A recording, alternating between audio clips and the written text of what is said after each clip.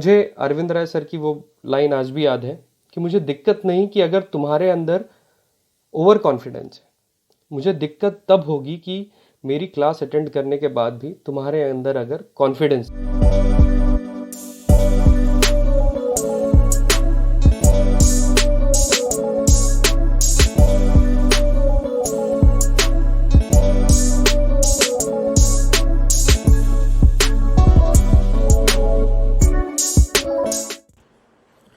चलिए, अगर हम कास्टिंग की बात करते हैं तो लास्ट क्लास में हमने डिस्कस किया था कि कास्टिंग जो है वो एक ओल्डेस्ट मैन्युफैक्चरिंग प्रोसेस है। और अगर हम बेसिक मिनिमम रिक्वायरमेंट की बात करें तो कास्टिंग करने के लिए मेरे को चाहिए एक मोल्ड कैविटी और raw material in the molten state. Have you heard about the pattern? सुना है पैटर्न? पैटर्न कास्टिंग का एक एसेंशियल एलिमेंट है। ट्रू और फॉल्स?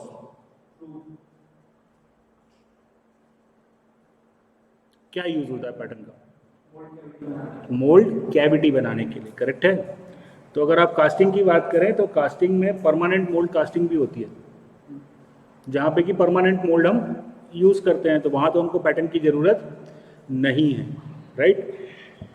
पैटर्न जो है वो एक एसेंशियल एलिमेंट नहीं है। कास्टिंग जो है वो बेसिकली अगर मैं डिवाइड करूं तो दो टाइप से मैं कास्टिंग को डिवाइड कर सकता हूं। First, permanent mould casting. Permanent mould casting. और सेकंड होता है expandable mould casting.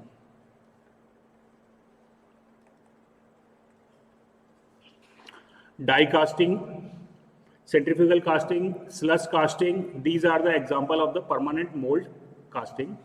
Permanent mould casting में परमानेंट आपके पास मोल्ड है, उस पर आप मोल्टन मेटल को डालते हो और जब वो सॉलिडिफाई हो जाता है तो मोल्ड को ओपन कर लेते हो और कास्टिंग को आप बाहर निकाल लेते हो और दूसरा मोल्ड, दूसरी कास्टिंग बनाने के लिए आप सेम मोल्ड का इस्तेमाल करते हो। तो अगर आप परमानेंट मोल्ड कास्टिंग का इस्तेमाल कर रहे हो तो वहाँ पे पैटर्न की मेरे को कोई ज़रूरत नहीं है, क्योंकि मोल्ड कैविटी मेरे पास में ऑलरेडी अवेलेबल है, करेक्ट है। एक्सपांडेबल मोल्ड कास्टिंग क्या होती है? One mould is used for one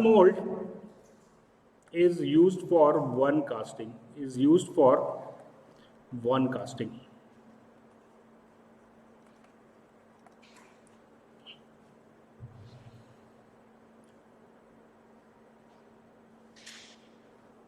right. इसका एग्जांपल अगर मैं देखूं तो ये है green sand casting, green sand casting, dry sand और CO2 casting. These are the example of the expandable mold casting. What is expandable mold?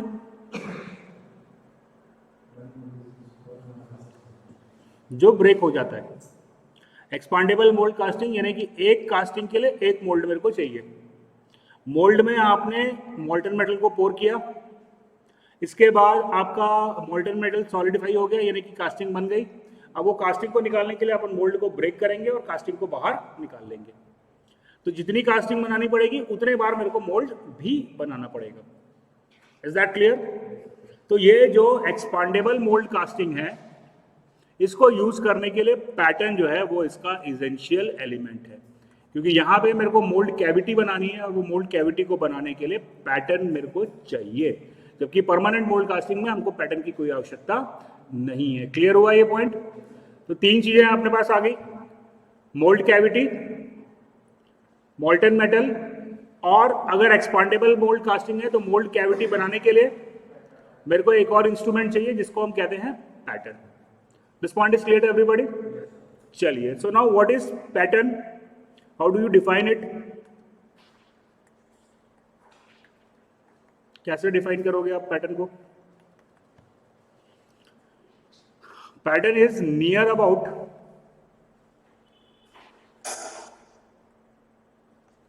replica of casting to be produced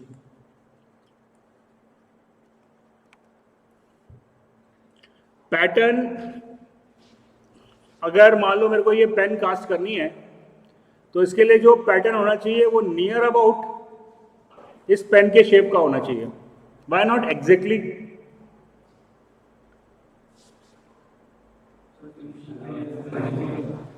इसलिए क्योंकि पैटर्न में बहुत सारे अलाउंसेस दिए जाते हैं, तो उन अलाउंसेस को कंपनसेट करने के लिए हमारा जो पैटर्न का शेप है वो एग्जैक्टली कास्टिंग के शेप का नहीं हो सकता।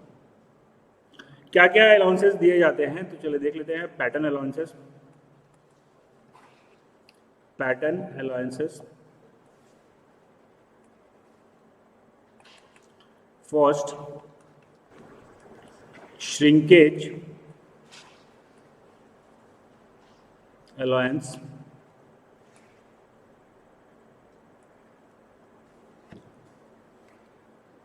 What is shrinkage allowance?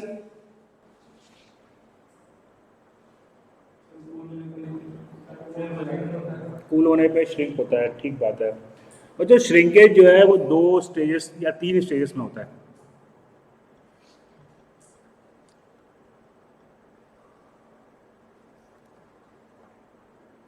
पहले मेरे पास में मॉल्टन मेटल है। मॉल्टन मेटल, मान लो मैं प्योर मेटल का एग्जांपल लेता हूँ। मॉल्टन मेटल कूल हुआ और कूल होके ये पहुंचा, ये मेरा पोरिंग टेम्परेचर है। अब ये कूल हुआ, कूल होके ये पहुंचा मेल्टिंग टेम्परेचर पे, करेक्ट? मेल्टिंग टेम्परेचर पे अब ये सॉलिडिफाई होगा और फिर सॉलिडिफिकेशन के बाद ये रूम टेम्परेचर पे पहुंचेगा।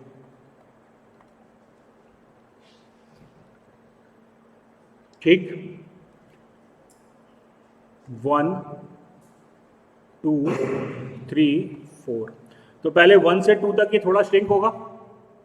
1 से 2 तक क्या स्टेट है?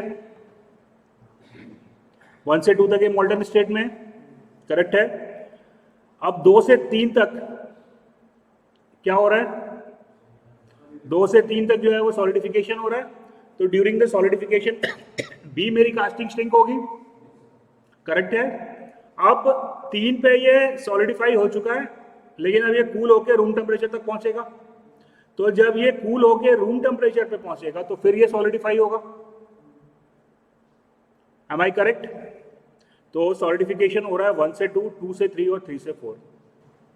क्या ये पूरा जो श्रिंकेज हो रहा है उसको मेरा श्रिंकेज अलाउंस कंपनसेट करेगा क्या? 1 से 4 तक ये श्रिंक होता आ रहा है, ये पूरा श्रिंकेज अलाउंस कंपनसेट नहीं करेगा।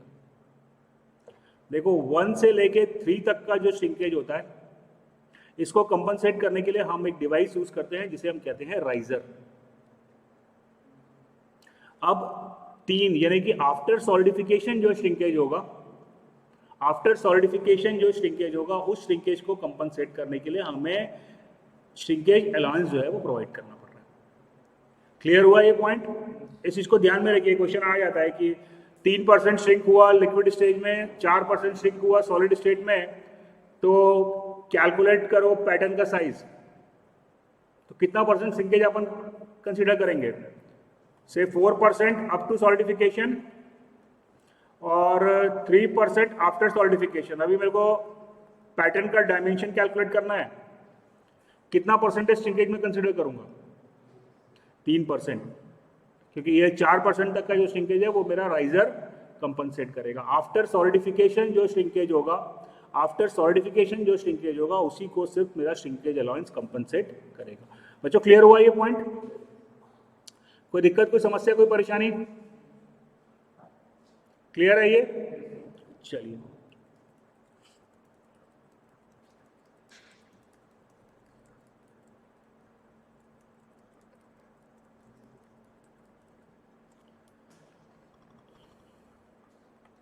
shrinkage allowance is used to compensate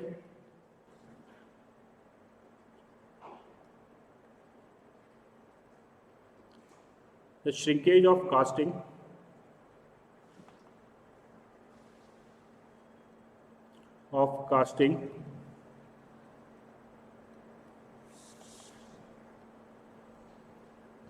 after solidification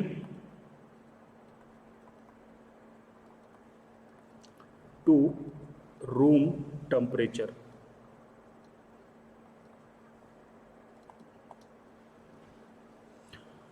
अब अगर मेरे को मान लो एक क्यूब बनाना है 10 सेंटीमीटर साइड का, मेरे को एक कास्टिंग बनानी है 10 सेंटीमीटर साइड का क्यूब बनाना है ना, तो उसके लिए जो मैं पैटर्न यूज करूंगा उसका डायमेंशन 10 सेंटीमीटर साइड होगा, उसका 10 सेंटीमीटर से ज़्यादा होगा या 10 सेंटीमीटर से कम होगा टू कंपनसेट श्रिंकेज अलाउंस। ज़्यादा होना चाहिए, बड़ा मोल्ड बनेगा, बड़ी कैविटी बनेगी, ठीक है, और फिर श्रिंक होके वो अपने शेप में आएगी। Is that clear? तो shrinkage allowance is positive allowance,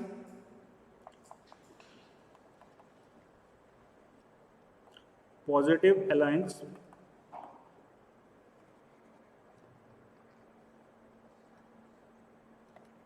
that is size of pattern. Positive alliance इसका मतलब size of pattern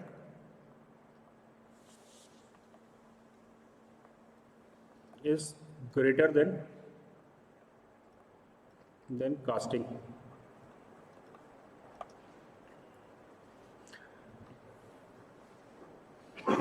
करेक्ट है? तो अच्छा, ये श्रिंकेज अलाउंस पे न्यूमेरिकल आता है एग्जाम में, आपको कास्टिंग का साइज। अच्छा, इसमें एक पॉइंट और है, shrinkage allowance is the positive allowance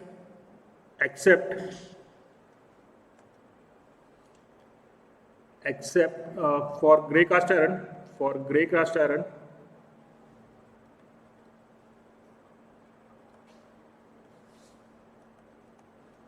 iron, pattern is made smaller than casting because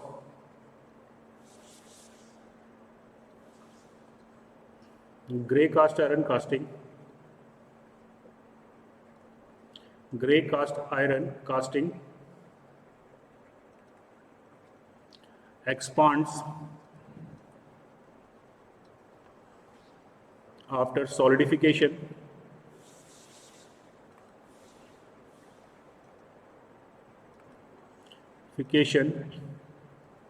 due to the graphitization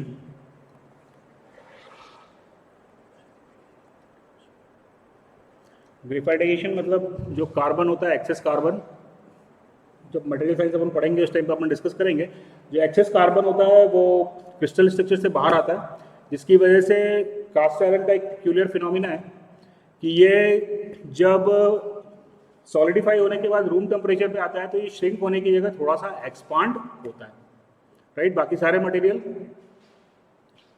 क्या होगा, जब वो कूल होंगे तो वो श्रिंक होंगे, कास्ट आयरन जो है वो एक्सपांड होता है जब ये कूल होता है। क्लियर हुआ ये? चलिए, the next allowance is machining allowance.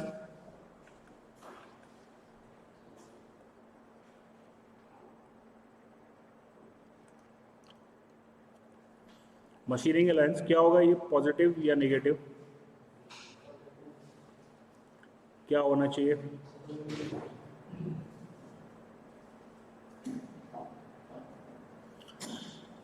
जो कास्टिंग अपने को मिलती है उसकी सरफेस जो है वो रफ होती है, तो उसको स्मूथ करने के लिए हमको उसके ऊपर मशीनिंग करनी पड़ती है।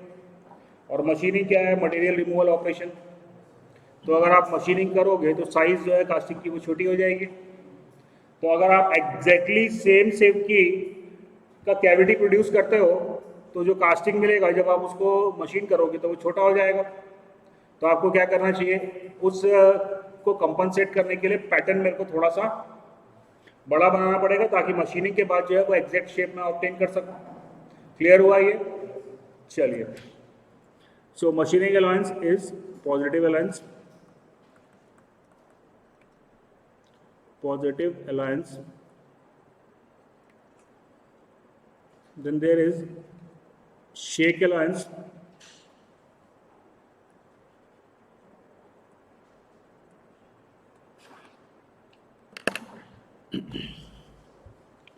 जो पैटर्न होता है वो ग्रीन सैंड के साथ स्टिक हो जाता है। किया है ग्रीन सैंड कास्टिंग की है कॉलेज में? अगर किया होगा तो पैटर्न क्या सीधा निकाल लेते थे क्या? सीधा निकालोगे तो जो एजेस हैं आपके मोल्ड की वो ब्रेक हो जाएंगे, क्योंकि आपका जो पैटर्न है वो चिपक गया होता है ग्रीन सैंड के साथ में। तो क्या करते हो आप? साइड से उसको ठोकते हो ताकि वो जो ग्रीन सैंड है वो पैटर्न से अलग हो जाए, और उसके बाद फिर आप पैटर्न को आसानी से निकाल पाते हो, राइट?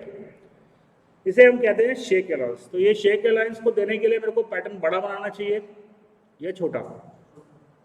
छोटा, क्योंकि जब मैं शेक करूंगा तो मेरी कैविटी जो है वो थोड़ी सी एक्सपांड होगी। This point is clear to everybody? तो शेकिंग को कंपनसेट करने के लिए मेरे को यहाँ पे नेगेटिव अलाउंस देना पड़ेगा, नेगेटिव अलाउंस।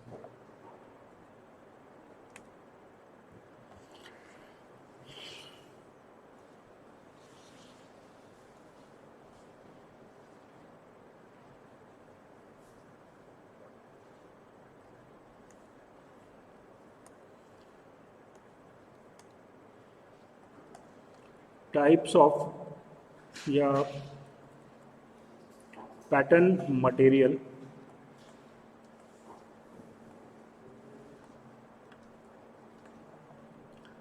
क्या प्रॉपर्टी होनी चाहिए भैया आपके पैटर्न मटेरियल की?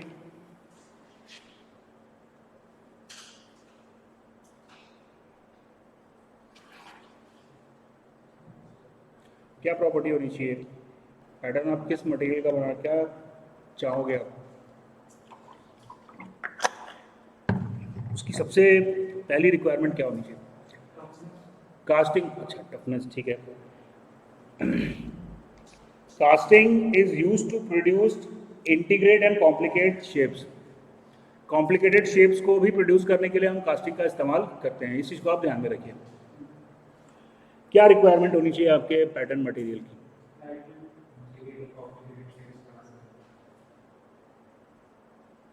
इजी कॉम्प्लिकेट शेप बना सके पैटर्न, पैटर्न ईजिली बन जाए, राइट। सबसे पहली और सबसे इंपॉर्टेंट प्रॉपर्टी जो है वो ये है, easy to fabricate, easy to fabricate.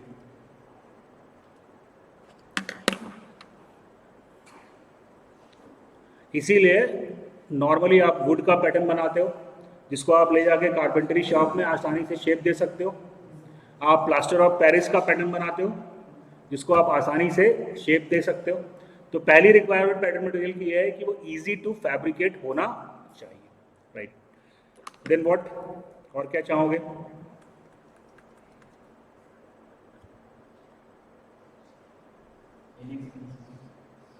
हाँ, वो तो last but not the least रहेगा ही ना। लाइट वेट होना चाहिए, वेरी गुड, लाइट वेट होना चाहिए।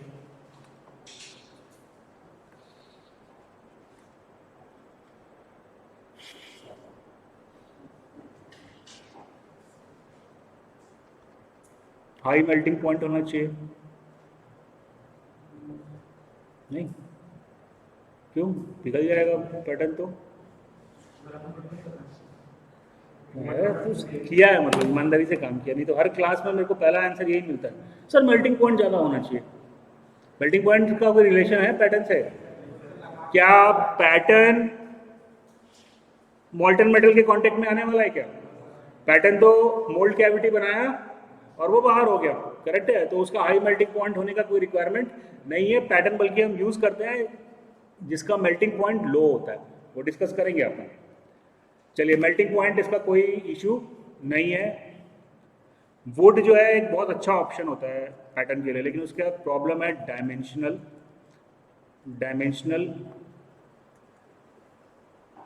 स्टेबिलिटी।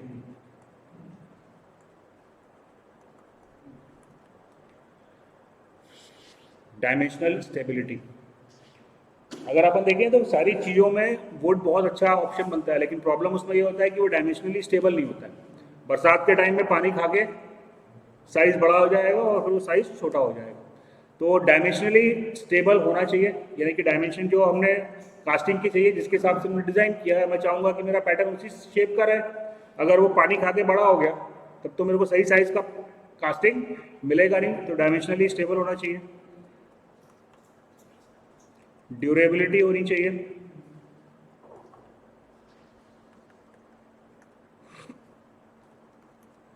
बाकी तो आप जानते ही हो, easily available,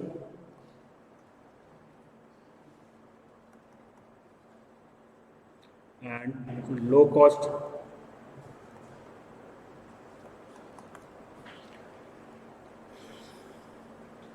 easily available and low cost होना चाहिए, ठीक है। चलिए जी,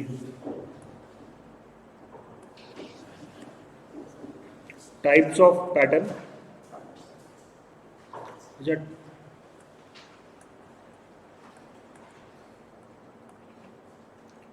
फर्स्ट, अच्छा एक, ठीक है, permanent pattern and expandable pattern.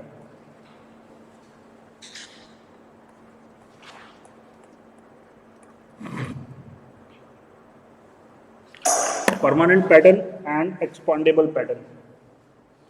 Permanent pattern, one pattern can be use to produce more than one mould cavity, यानी कि एक से ज़्यादा कास्टिंग बनाने के लिए एक पैटर्न का इस्तेमाल होगा। एक्सपांडेबल पैटर्न, एक कास्टिंग बनाने के लिए एक पैटर्न। कहाँ है भाई?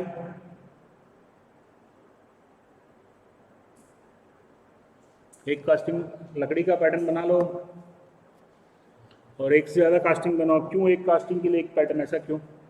लकड़ी का बना लो, प्लास्टर ऑफ पेरिस का बना लो, कॉम्प्लेक्स शेप, ठीक है। क्यों कॉम्प्लेक्स शेप के लिए मेरे को एक्सपांडेबल पैटर्न चाहिए? वेरी गुड, तो पढ़े लिखे बच्चे हो तुम लोग यार।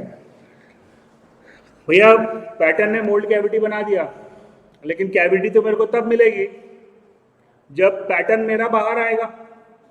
और अगर कॉम्प्लिकेटेड शेप है तो पता चला कि मैं पैटर्न निकालने गया और मेरी मोल्ड कैविटी जो है वो डिस्ट्रॉय हो गई। करेक्ट है? तो ऐसी कंडीशन में हम लोग एक्सपांडेबल पैटर्न यूज करते हैं। और इसमें जो पैटर्न मटेरियल होता है वो आइदर वैक्स का होता है या मरकरी होता है। अगर हम लोग वैक्स को यूज कर रहे हैं पैटर्न बनाने के लिए तो उसे हम कहते हैं इन्वेस्टमेंट कास्टिंग। Investment casting. और यदि हम मरकरी का इस्तेमाल कर रहे हैं पैटर्न बनाने के लिए तो उसको हम कहते हैं मरकास्ट।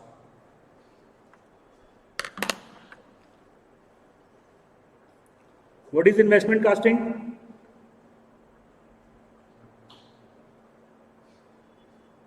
अरे जहां वैक्स का पैटर्न यूज हो रहा है वो इन्वेस्टमेंट कास्टिंग है, और जहां मरकरी का पैटर्न यूज कर रहे हैं वो मरकास्ट है।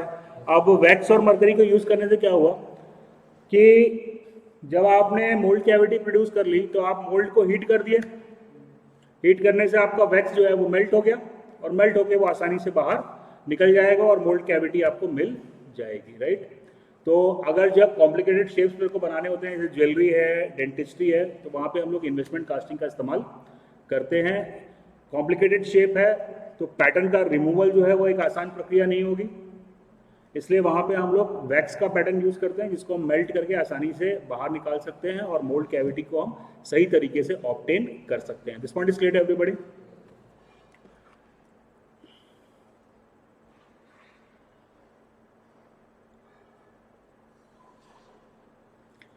चलिए इसके बाद there are various other types of pattern, वो आप लोग पढ़ेंगे। Types of pattern, single piece, ये लिखो मत, हाँ नोट कर लो, टॉपिक नोट कर लो। Loose piece pattern,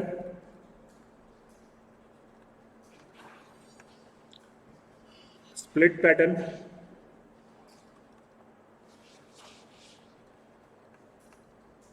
skeleton pattern,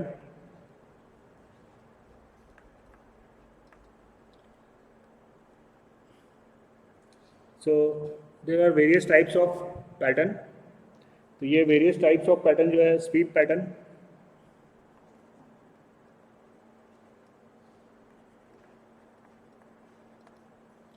चलो मोटा मोटी देख लो।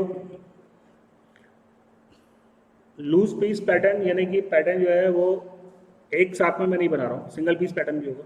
सिंगल पीस पैटर्न सबसे पहले तो वही है।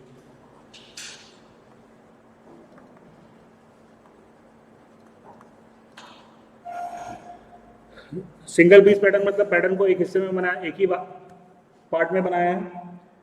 अगर कॉम्प्लिकेटेड शेप है तो वहाँ पे मेरे को लूज पीस या स्प्लिट पैटर्न बनाना पड़ता है, जहाँ पे मैं पैटर्न को डिफरेंट हिस्सों में बनाऊंगा।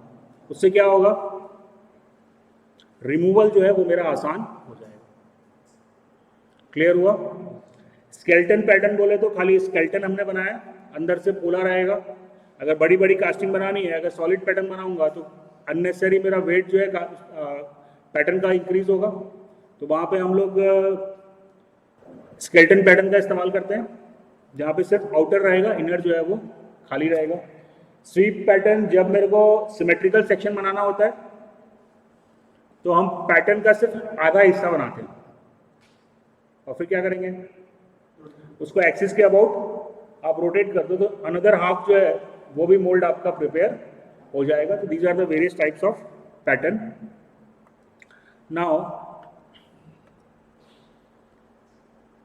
green sand,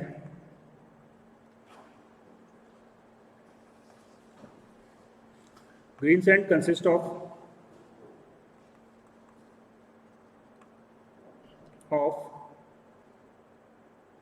70 to 80% silica sand,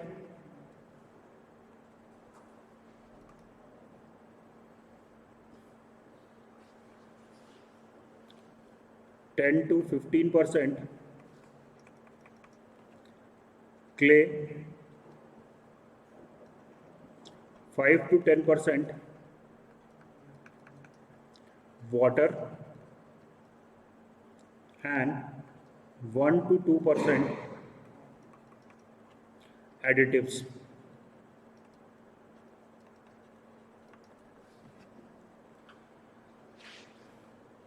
क्या काम है सिलिका का, वाटर का और क्ले का? सिलिका जो है वो आपका ग्रीन सैंड का मेन कंपोनेंट है। रेती, अभी रेती ऐसे तो बाइंड होगा नहीं, तो उसको बाइंड करने के लिए क्ले और वाटर हमने इस्तेमाल किया।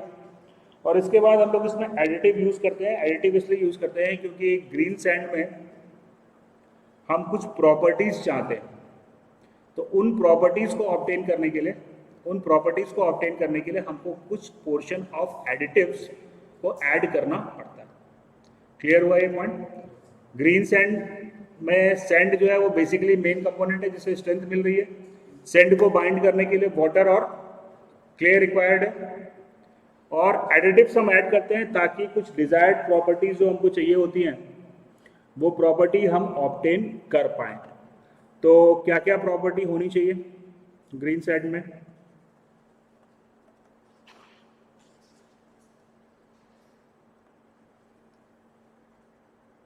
क्या प्रॉपर्टी होनी चाहिए ग्रीन सैंड की?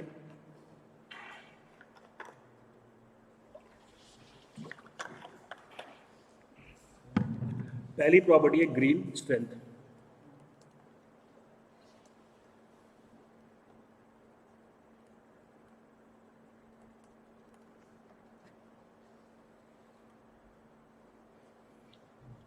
What is green strength? Strength जो आपका ग्रीन सैंड मोल्ड है उसकी स्ट्रेंथ। अब अगर मान लो ग्रीन स्ट्रेंथ नहीं है मेरे मोल्ड में, जैसे आप लोग बनाए होगे, अगर बनाए होगे तो क्या बोलते हैं, मोल्ड बनाए होगे और मोल्ड को जब उठाए होगे तो मोल्ड का डिब्बा हाथ में होगा और रेती नीचे रह गई होगी, क्या आ गई थी साथ में? साथ में उठ गई थी, साथ में उठ गई तो अच्छी बात है। इसमें जब मॉल्टन मेटल डालोगे तो because of the flow of मॉल्टन metal, because of the impact of the मॉल्टन metal, आपकी मोल्ड कैविटी जो है वो ब्रेक हो सकती है। करेक्ट है। तो मेरा मोल्ड जो है वो ब्रेक ना हो, मोल्ड कैविटी डिस्ट्रॉय ना हो, इसलिए ग्रीन स्ट्रेंथ जो है वो ज़्यादा होनी चाहिए। क्लियर हुआ ये पॉइंट? ग्रीन स्ट्रेंथ नहीं होगा तो मॉल्टन मेटल आप डालोगे तो उसके इम्पैक्ट के कारण मेरी मोल्ड कैविटी जो है वो डिस्ट्रॉय हो सकती है। राइट। तो ग्रीन स्ट्रेंथ एक प्रॉपर्टी चाहिए, वो ज़्यादा होनी चाहिए। सेकेंड है permeability. Permeability is ability to pass air and gases। Permeability मतलब ये आपको पैसेज प्रोवाइड कर रहा है एयर और गैस के फ्लो का। तो जो मेरा मोल्ड है ग्रीन सैंड मोल्ड, उसमें परमेबिलिटी होनी चाहिए या नहीं होनी चाहिए? क्यों होनी चाहिए भाई? क्यों एयर पॉकेट बन जाएगा? क्यों बनेंगे अदर गैस? क्यों बनेंगे भाई? क्यों नहीं बनेंगे मतलब क्यों बनेंगे? कारण बताना क्यों बनेंगे, क्यों नहीं बनेंगे? क्या रेती से रिएक्ट करेगा? रेती तो है उसमें।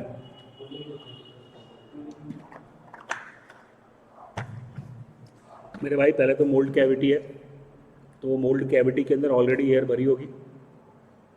तो जब अगर उसमें आप मोल्टन मेटल डाल रहे हो और आप पैसेज नहीं प्रोवाइड कर रहे हो, तो वो जो एयर मोल्ड कैविटी के अंदर ऑलरेडी फिल होगी। राइट। तो वो एयर जो है वो मेरी कास्टिंग में ट्रैप हो जाएगी। कास्टिंग में ट्रैप होगी तो ब्लो होल बनेंगे, वहाँ पे होल बनेंगे ना, पूरा एरिया बन जाएगा कि एयर बाहर नहीं गई तो वो कास्टिंग के अंदर ही रहेगी वो एयर। करेक्ट है। तो पहले तो एयर को पास होने के लिए मेरे को पैसेज चाहिए। अभी लिखा है इसमें गैसेस। अभी गैसेस कहाँ से आ गई? गैसेस भी आएंगी और वाटर वेपर भी आएगा। वाटर वेपर कैसे आएगा? आपका जो ग्रीन सैंड है उसमें वाटर है, और जब डालोगे आप मोल्टन मेटल तो वो वाटर जो है वो वेपराइज होगा। तो वो वेपराइज होगा तो उसको पास होने के लिए आपको जगह देनी पड़ेगी। करेक्ट है। तो एयर हो गया, वाटर वेपर हो गया, गैस कहाँ से आ गई?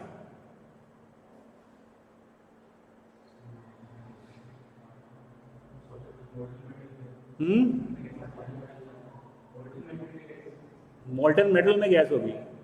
मोल्टन मेटल में होगा तो एयर होगी, गैस कहाँ से होगी? गैस आएगी इससे। 102% जो आपने एडिटिव डाले हैं, राइट। तो जब आप इसमें मोल्टन मेटल डालते हो तो कई बार ये एडिटिव जो है वो बर्न होंगे, और ये बर्न जब होंगे तो that they will produce the gases. Right. तो मोल्टन मेटल जो है वो एडिटिव को सब रिएक्ट करेगा और यहाँ से जो है वो गैसेस प्रोड्यूस होंगी। तो अगर मैं मोल्ड में परमेबिलिटी नहीं देता हूँ तो ये सारे वाटर वेपर, एयर और गैस मेरी कास्टिंग में ट्रैप होगा और मेरे को कास्टिंग डिफेक्ट मिलेगा। Is that clear? चलिए, देन वी हैव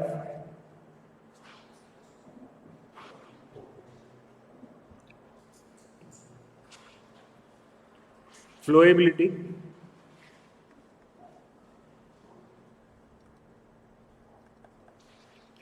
फ्लोएबिलिटी यानी कि ability to flow, green sand की एबिलिटी फ्लो करने की। तो ग्रीन सैंड में फ्लोएबिलिटी होनी चाहिए या नहीं?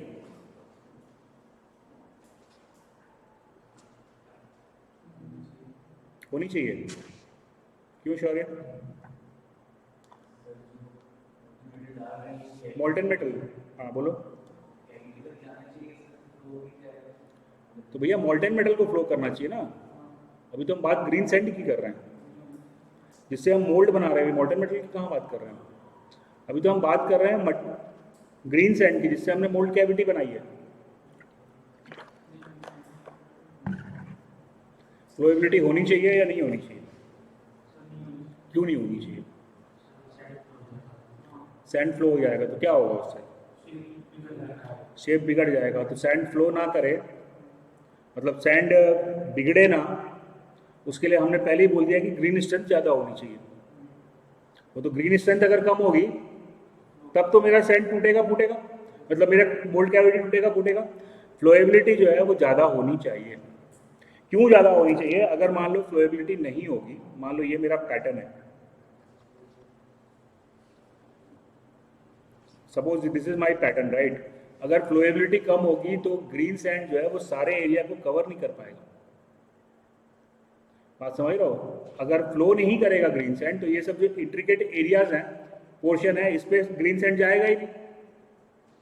क्लियर हुआ? तो green sand should flow like a fluid, ताकि वो पूरे पैटर्न को अच्छी तरीके से कवर कर ले। क्लियर हुआ ये पॉइंट? अगर ये फ्लो नहीं करेगा तो ये सारे एरिया को कैप्चर नहीं करेगा पैटर्न के। हम चाहते हैं कि हमारा जो ग्रीन सैंड है वो पैटर्न को अच्छी तरीके से कवर कर ले, तो इसका मतलब उसमें फ्लोएबिलिटी होनी चाहिए। क्लियर हुआ ये point?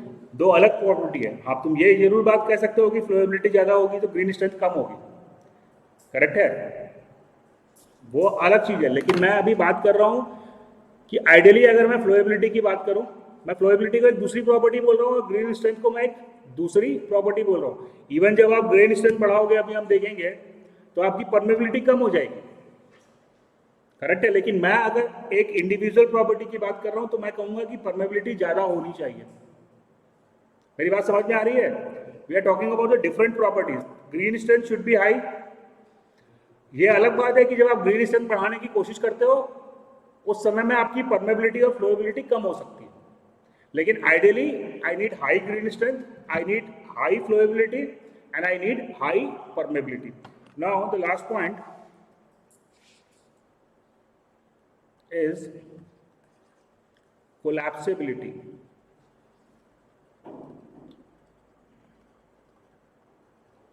What is collapsibility? Ability to collapse.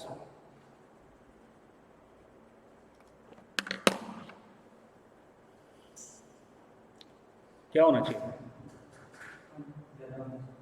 ये भी ज़्यादा होना चाहिए। तो सेंट टूट नहीं, कम होना चाहिए। क्यों? देखो ग्रीन स्ट्रेंथ मेरे को चाहिए जब मैं मॉल्टन मेटल वहां पे पोर कर रहा हूँ, राइट। कोलैप्सिबिलिटी जब मेरा कास्टिंग सॉलिडिफाई हो चुका है।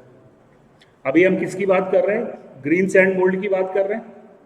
और green sand mould expandable mould है। तो भैया जब कास्टिंग सॉलिडिफाई हो जाएगी तो उसको बाहर निकालने के लिए मेरे को कास्टिंग को ब्रेक करना पड़ेगा, करेक्ट है। और कास्टिंग मान लो मेरी बहुत थिन कास्टिंग है, तो पता चला जब मैं मोल्ड को तोड़ रहा था तो मोल्ड तो टूटा नहीं, कास्टिंग मेरी क्रैक हो गई, राइट। तो जब मेरा कास्टिंग सॉलिडिफाई हो जाता है, जब मेरा कास्टिंग सॉलिडिफाई हो जाता है उस समय पे मेरा जो मोल्ड है वो आसानी से कोलैप्स हो जाना चाहिए। क्लियर हुआ? ये बात समझ में आ रही है? कोलैप्सिबिलिटी की मैं बात कब कर रहा हूँ? जब मेरा कास्टिंग सॉलिडिफाई हो गया। आपने ऐसे मटेरियल का कास्टिंग बना दिया, सॉरी मोल्ड बना दिया कि अब जब आप वो मोल्ड को तोड़ने जा रहे हो तो मोल्ड ही नहीं टूट रहा। क्लियर हुआ ये बात? तो आप मोल्ड को तोड़ने गए और आपकी कास्टिंग टूट गई। तो जब आपका कास्टिंग सॉलिडिफाई हो जाता है तो आपका मोल्ड जो है वो आसानी से कोलैप्स हो जाना चाहिए। Is it clear? तो ये चारों प्रॉपर्टी जो हम बात कर रहे हैं, चारों प्रॉपर्टी हम आइडियली क्या चाहते हैं? ये चारों प्रॉपर्टी हम चाहते हैं आइडियली कि it should be high, right.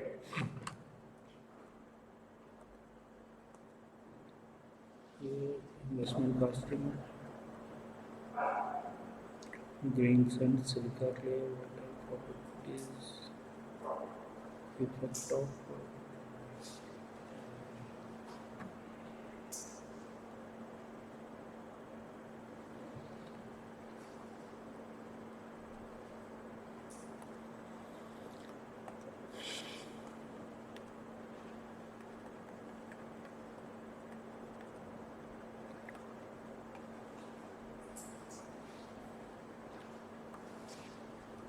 effect of regular and irregular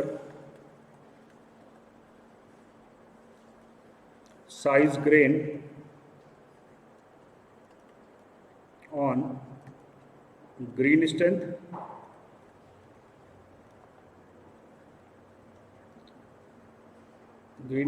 and permeability.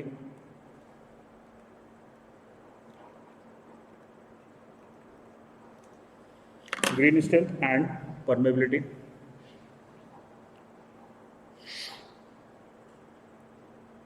Regular size grain मतलब जो आप सैंड यूज कर रहे हो उसमें सारे सैंड पार्टिकल सेम साइज के हैं, सेम साइज के गोल गोल सैंड पार्टिकल्स हैं। तो उस कंडीशन में आपका ग्रीन स्ट्रेंथ कम होगा। क्यों, देख लेते हैं। अगर रेगुलर साइज ग्रेन है तो क्या होगा,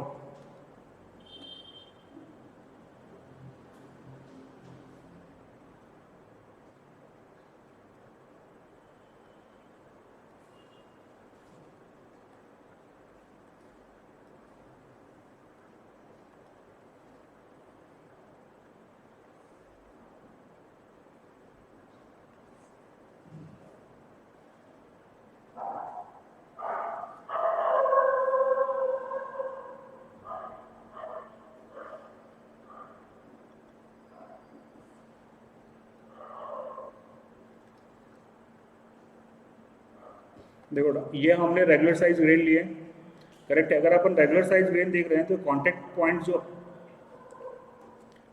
पॉइंट्स जो अपने को मिल रहे हैं वो लिमिटेड कॉन्टेक्ट पॉइंट्स मिल रहे हैं। लेकिन अगर मान लो इरेगुलर साइज ग्रेन होगा तो एक तो ग्रेन मेरा यहाँ पे भी आ जाएगा, ये जो वॉइड बन रहा है उस वॉइड को भी फिल कर लेगा। बात समझ में आ रही है। तो अगर रेगुलर साइज ग्रेन होगा तो कॉन्टेक्ट पॉइंट कम आ रहा है, तो रेगुलर साइज ग्रेन में ग्रीन स्ट्रेंथ क्या होगी, रेगुलर साइज ग्रेन है तो कॉन्टेक्ट पॉइंट कम आ रहा है, तो ग्रीन स्ट्रेंथ मेरी कम होगी, परमेबिलिटी ज़्यादा होगी क्योंकि वॉइड्स मेरे को बड़े बड़े मिल रहे हैं। और अगर मैं इरेगुलर साइज ग्रेन ले रहा हूँ तो ग्रीन स्ट्रेंथ तो बढ़ रही है, लेकिन जो एयर को पास होने के लिए मेरे को वॉइड चाहिए था, गैप चाहिए था, वो गैप भी फिल हो गया। तो अगर आप रेगुलर साइज ग्रेन लोगे तो आपका रेगुलर साइज अगर आप ग्रेन लेते हो तो परमेबिलिटी कम होगा, ग्रीन स्ट्रेंथ ज़्यादा होगा। और अगर इरेगुलर साइज ग्रेन होगा तो ग्रीन स्ट्रेंथ ज़्यादा होगा लेकिन परमेबिलिटी कम होगा। Is that clear? So for regular size grain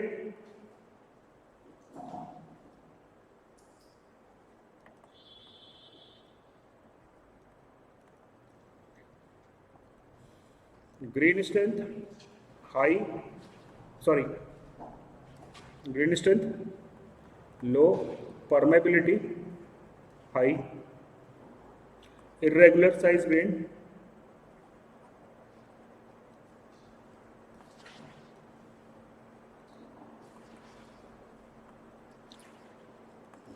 green strength high and permeability is low.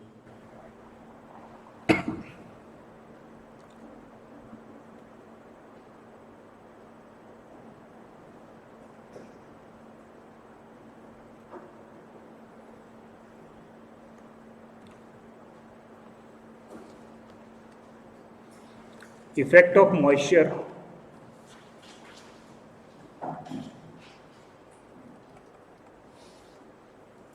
on green strength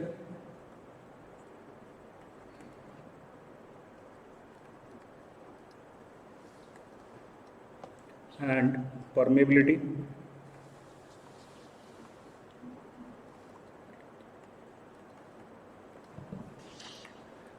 चलिए जी, पहले बताइए कि वाटर का इफेक्ट ग्रीन स्ट्रेंथ पे क्या होगा। हाँ, बढ़ेगा। चलिए, पहले बढ़ेगा फिर घटेगा। क्यों बढ़ेगा? पहले अगर मान लो मॉइस्चर अगर ज़ीरो है तो खाली क्ले रहेगा, और क्ले बिना मॉइस्चर के कोई बाइंडिंग का काम कर नहीं पाएगा, करेक्ट है। तो इनिशियली जब थोड़ा सा आप वाटर ऐड करेंगे तो ग्रीन स्ट्रेंथ जो है वो बढ़ेगा, और अगर अपन बहुत ज़्यादा वाटर ऐड करेंगे तो फिर अगेन मेरा ग्रीन स्ट्रेंथ जो है वो कम होना शुरू हो जाएगा। तो दिस और ये water percentage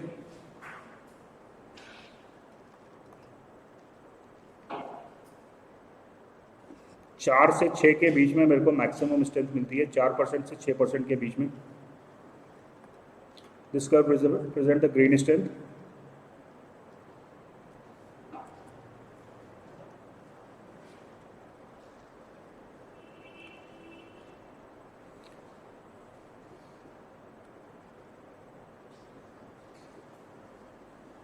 And this red curve represents the permeability. So maximum permeability is obtained between 6 to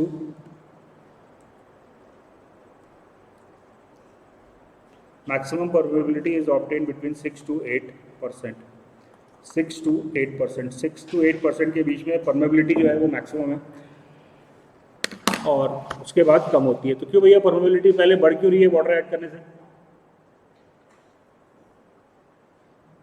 green strength का तो समझ में आ गया कि पहले अगर पानी नहीं होगा तो क्ले बाइंडिंग नहीं करेगा, तो वाटर ऐड करने से ग्रीन स्ट्रेंथ बढ़ी।